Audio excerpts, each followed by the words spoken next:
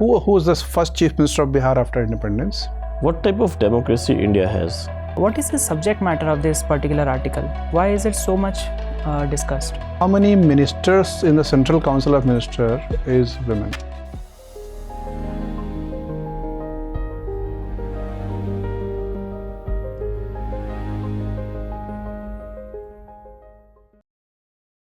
May I come in, sir? Come in. Thank you. Good evening, sir. Good evening. Good evening. Have your seat, Manas. Comfortable? Yes, sir. Okay. Tell us something about yourself. So myself, Manas Kumar Jha. I hail from Madhubani district of Bihar. I'm a Bachelor of Arts in History and Political Science from Delhi University. I have a learning tendency and my friends perceive me as a people person. And currently, I am earning through various freelance teaching opportunities available in coaching institutes, alongside taking care of my father and helping him in his post-stroke rehabilitation. I have been selected as a Havaldar in CBIC, as an assistant in ISRO, and as a DFO in Cabinet Secretariat. I'm also preparing for my Uttar Pradesh PCS mains due in June, and this is my third attempt at UPSC CAPF AC Exam. So you have already grabbed 3 jobs or Yes. got 3. Which of the 3 you are likely to join? Sir, I'm likely to join ISRO from next month, and after that, whenever the call for Cabinet Secretariat will be there, I'll be joining Cabinet Secretariat. You'll come back to Delhi.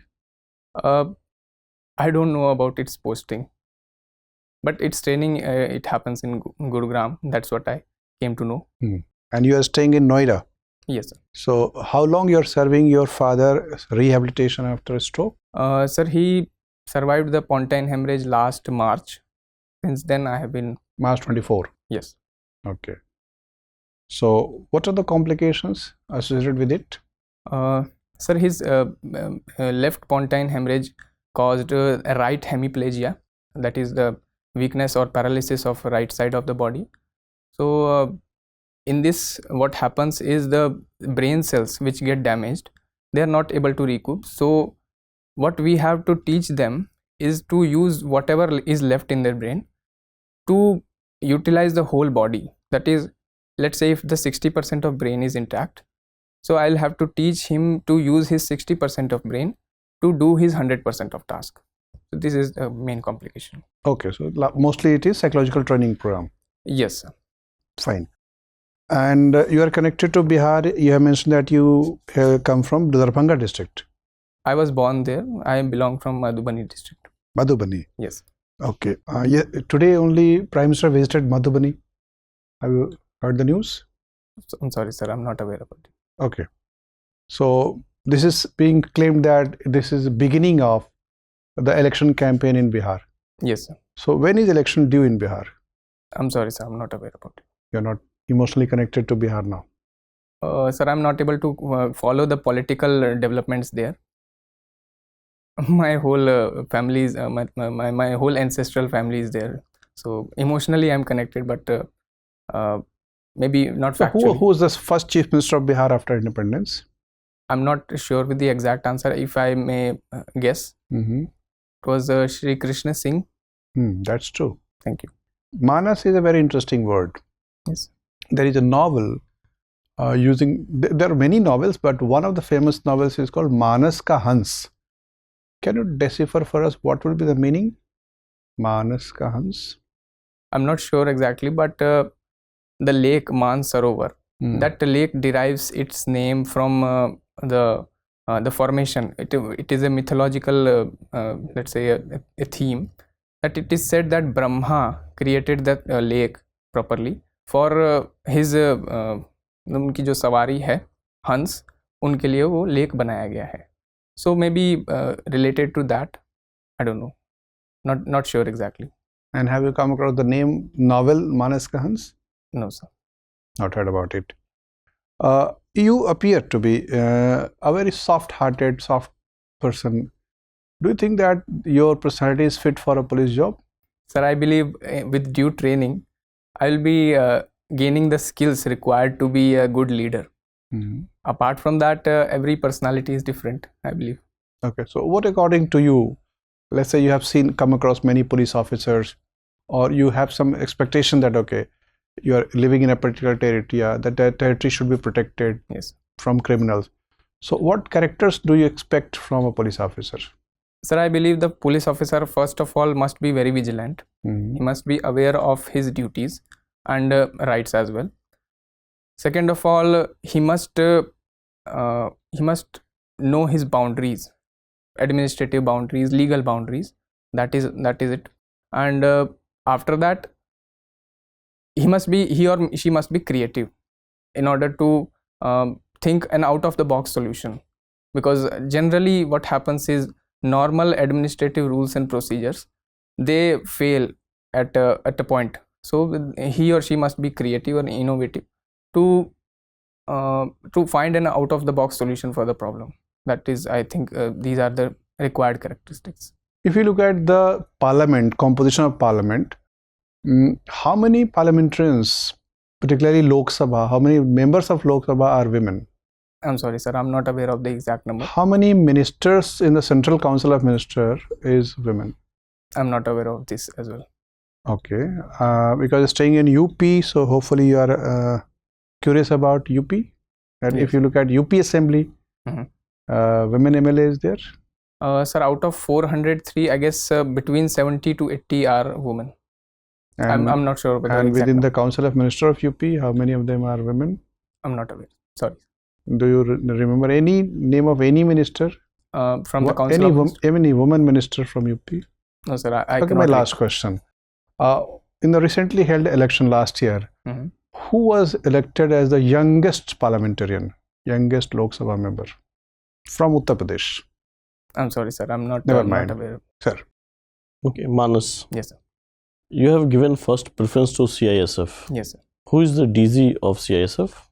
As per my limited knowledge, I guess Srimati Neena Singh is leading CISF right now. Are you sure?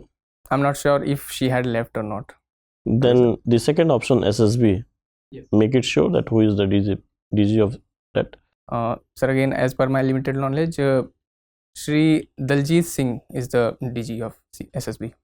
Anyway, just now a news is coming that Pakistan has cancelled the Simla agreement. Yes. So what impact it is going to have? So Shimla agreement basically mandated that whenever there will be a border dispute between India and Pakistan, that will be handled purely bilaterally. So if Pakistan is unilaterally cancelling the Shimla agreement, there are apprehensions of involvement of a third party in the border dispute of India and Pakistan, especially in the LOC region, and the most probable third party is China. So the CPEC issue can again get heat, and apart from that, there are local players as well. So at the borders, we need to be more vigilant right now. Okay. See, we know that we do have 6 zones altogether, 5 zones, and the one northeastern zone, zonal council. Okay. That Yes. 5 1 plus 1 6 zones. Yes. What security challenges are in each zones? Sir, in the northern zone, basically the security challenges are related to the land boundaries. So smuggling, gun running and bootlegging. These are the security challenges which I can recall. In the western zone, we have coastal boundaries as well. So human trafficking is there, and apart from that, big drug busts have taken place. In the southern zonal council, we are facing the issue of smuggling of natural resources, for example the red sandalwood, and the fisherman issue is also there. So we have this border tensions with maritime border tensions with Sri Lanka. In the eastern zonal council, we have the issue of immigration, especially the illegal immigration from Bangladesh. In the central zonal council, I can sense the red corridor region, so left-wing extremism is there. And in the northeastern zonal council, we are facing a plethora of security challenges from illegal drug trafficking to smuggling of natural resources. Again, some are the repetitions. Okay, got it. See, you just told that it's illegal immigrants. So how come it is different from refugees and the infiltration? Sir, when we talk about refugees, refugees are basically the ones who migrate from their own from their native place due to a push factor. But when we talk about illegal immigrants, they are basically chasing the pull factors. India is a good economic market, and their cheap labor can benefit them as well. It's for sake of livelihood, you can say. Definitely. And the third one, Infiltration. what was? Infiltration. Sir, when we talk about infiltration, the motives are ulterior. In pure sense, the motives are ulterior. That is what when we call them infiltrators, and not refugees or not illegal migrants. My last question. Yes. What type of democracy India has? Sir, India has a sovereign, socialist, secular democracy. That are the nature of the democracy? Or we can say that it's indirect democracy, representative democracy. Yes, sir. It is indirect representative democracy. So, Manas, Yes, sir. a particular provision of the constitution is very much discussed recently. That is Article 142 of the constitution. What is the subject matter of this particular article? Why is it so much discussed? Sir, Article 142 empowers the Supreme Court to pass any decree or order in order to do complete justice. So, this article was used by Supreme Court in the matter of the state of Tamil Nadu versus the governor of Tamil Nadu, where the Supreme Court reached to the extent of passing the bills which it is not supposed to do. That allegedly amounted to judicial overreach. Right. So the makers of our constitution must have believed that this provision of the constitution should be used sparingly and only in the rarest of the rare cases. But the recent tendency in which we see that the higher judiciary is repeatedly using this provision of the constitution and virtually setting up parallel governance structure, bypassing the executive and the legislature. Yes. So this clearly defeats the separation of powers that is enshrined in our constitution. If you were to give certain suggestions that how we can improve upon this scenario so that both the parties, that is the judiciary and the legislature and the executive, are able to function in their respective domains, what suggestions would you like to give? Sir, as you rightly said, Article 142 was inserted just as a check mechanism, so it must be used sparingly.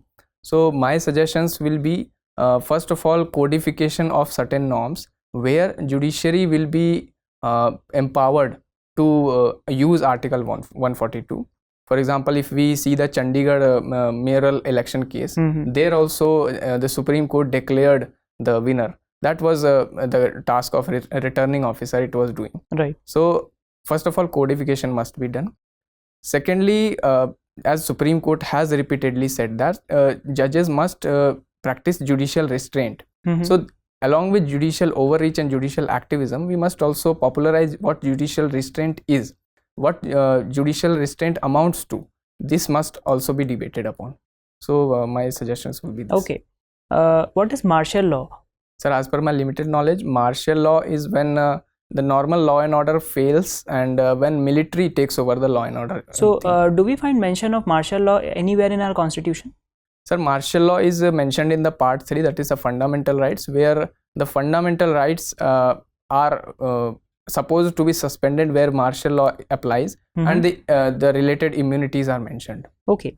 Talking about fundamental rights, the normal subjects of our country, that is the citizens, enjoy a variety of fundamental rights. However, when the same individual joins any of the defense forces, there are certain restrictions put in as far as the exercise of these fundamental rights is concerned. So if you get the opportunity of getting finally selected into services, what are the rights that you are most likely to get restrained? Yes, sir. As part of the services, as part of the government of India, first of all, I'll have my certain freedoms restricted, and those are very well under the reasonable restrictions. I have no problem with that. But apart from being the reasonable restrictions, I will be stripped off of my right to life, which as a part of the forces I'll not be enjoying. So these are certain fundamental My rights. last question to you, would you like to elaborate a little on the stripping of the right to life part? I completely understand your reference with regards to Article 19, that is freedom of speech and expression, but I find it difficult to understand the argument that you are giving with regards to Article 21, that is right to life. Yes. I want you to elaborate a little on that front. Okay. Sir, Article 21 enshrines the right to life, a right to a dignified life, and it mandates the state to protect and secure this right for the normal citizens. Mhm. But when it comes to the personnel serving in armed forces, it is a mandate upon them to endanger their lives, to serve in certain conditions which endangers their life. Mhm. So there the state will not be responsible for their right to life or protecting their right to life. Although there is a moral responsibility of the state, but state will not be legally held responsible for this. So that Okay. is what I Got it. meant. Thank you. Manas, Yes, sir. price of gold is increasing very fast in the world market. Yes, sir. Just as a background information, in 2015, 10 years ago, it was roughly $1,000 per ounce. Now it is close to $3,300 or $3,400 per ounce, more than tripled. Why price is tripled in last 10 years? This is the fastest increase in the price of gold. Yes, sir. Sir, what reasons I can infer here are, first of all, the war-torn global economy, where the supply chains have been very well disrupted. Second of all, the demand dynamics of the countries that have changed. India is the country with most demand for the gold. So the normal supply chains, when disrupted, the demand goes up. The supply goes down, demand goes up. So that also enhances the prices of gold. So I think these are the reasons. Okay, nice talking to you, Manas. Your interview is over. You may go now. Thank you. Have your seat, Manas. Thank you, sir. Is it the first time you are appearing in interview for CAPF? No, sir. I appeared last time as well. Last year also. Yes, sir. And what was the score last year? Sir, my score was 76 out of 150. Very poor. Why? Sir, I lost the track, and for about 2 months I was not able to study anything for my father's illness. I'll have to manage anything. So that track was completely lost. Okay, so we will remember that last year we conducted mock interview, but actual interview was in the month of June, July. Yes, sir. So, and you say that your event with father was in February or March 24th? March. My interview was on 29th May. 29th of May. Yes. Okay. So hopefully this year your performance is very good. We have been interviewing for last 3 days and we have talked to almost more than 50%, and you are one of the top 5 candidates. So if we take this as a sample size, your performance is very impressive. The only suggestion is that there is no need for you to, until they ask you specifically, to bring in introduction the story of your father. All right. It may give an impression that this person is trying to win some sympathy. Okay. And so he is not self-confident about his caliber and talent. All right. So avoid that. You have already recorded success in 3 examinations. Yes. That is good enough, impressive enough to indicate that you are a talented person, hardworking person. That is good enough. Yes. But of course, once you mention that I have cleared this exam, so they will naturally ask that which of the job you are likely to join. Yes, sir. This exam is perhaps wastage of attempt for you. क्या ऐसा हो सकता है कि आपका इधर selection हो और आप ज्वाइन भी नहीं करेंगे? Are you writing civil service examination? They can ask this question also. Yes, sir. पूछ बैठेंगे तो आप झूठ नहीं बोल सकते. Yes, sir. और आप एग्जाम दे ही रहे होंगे. Sir, this time I'm not. Yes, sir. लेकिन ऐसे भी जनरली देंगे. Yes, sir. तो नेक्स्ट ईयर देंगे तो उनको पता है कि नेक्स्ट ईयर देगा. हालांकि उससे कोई एडवर्स इफेक्ट नहीं है. Of course every citizen has the right to try to excel in the area of his work. तो वो बोल सकते हैं. अदरवाइज बिहार से अपने आप को एकदम से डिस्कनेक्ट मत करिए, क्योंकि आप लिख रहे हैं कि दरभंगा में पैदा हुए हैं जी. और थोड़ा सा अवेयरनेस, जैसे श्री कृष्ण सिंह को लेकर इतना टेंटेटिव क्यों थे? मतलब वन शुड वेरी कॉन्फिडेंट कि हाँ भाई फर्स्ट चीफ मिनिस्टर हुआ. इवन यूपी, चूंकि आप यूपी में रह रहे हैं ज़्यादातर, तो first chief minister of Uttar Pradesh, first chief minister of Bihar, ये सब देख लीजिएगा। Yes sir. और महिलाओं के प्रति सेंसिटिविटी दिखाना है, वो इसलिए दिखाना है कि there are frequent allegations in many quarters, Indo Bangladesh border और in forest area, yes sir, that sometimes BSF jawans or CRPF jawans misbehave with the local women. yes, तो sensitize करने की ज़रूरत है लोगों को। और perhaps this is the consideration that one of the CAPF agencies now led by a woman. आपको पता है वो कौन है? No sir. अच्छा, इत्तेफाक से वो बिहार से ही हैं। ओके, तो इसलिए और भी पता करके रखिए, वो Sure, पूछ रही है। नहीं भी होती तो वुमन है, she is the first woman to lead a CAPF organisation, okay, तो इसलिए पता होना चाहिए। Sure sir.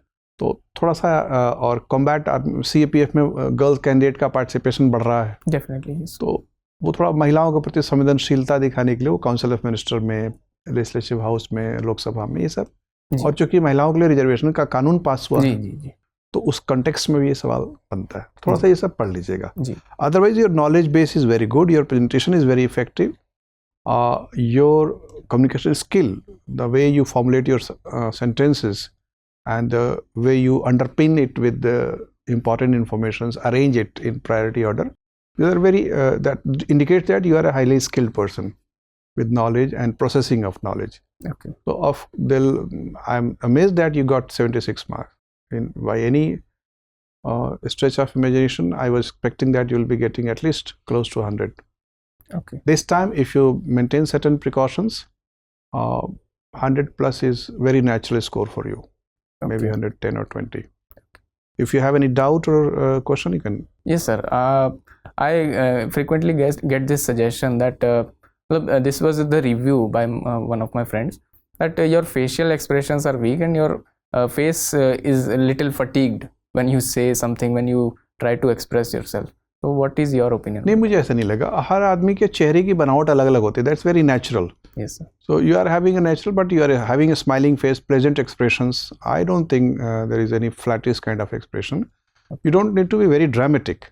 Rather, I'll suggest you against dramatic expressions. All right. वो प्राइवेट कॉर्पोरेट सेक्टर में लोग थोड़ा सा पसंद करते हैं dramatic body language, hand movement. Administration में नहीं करते हैं वो सब चीज़। In administration they expect you to be more stable in their body language, hand movement, neck movement. Of course you cannot be very flat faced, exactly, लेकिन ज़्यादा dramatic अगर कोई दोस्त कह रहा है कि बहुत एक्सप्रेसिव नहीं है, तो मुझे ऐसा नहीं लग रहा। Your facial expressions are pretty expressive. okay, all right sir, Okay, all the best. thank you sir, thank you.